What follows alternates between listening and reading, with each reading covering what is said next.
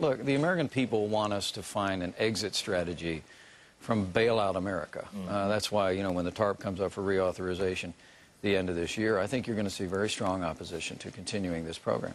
This was originally meant to be $1 trillion program. In Washington, everything seems to start with the T these days. It was meant to be $1 trillion.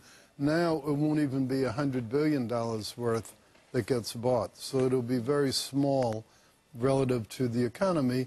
I think that will be good from the investor point of view because we don't have to find such a huge quantity at good returns. Well, and this is exactly what Republicans were talking about as an alternative to the Wall Street bailout. Wilbur remembers this at the time. We were looking back at the FDIC style, you know, workout, you know, back in, you know, a decade or two earlier that was done with a fraction of the cost.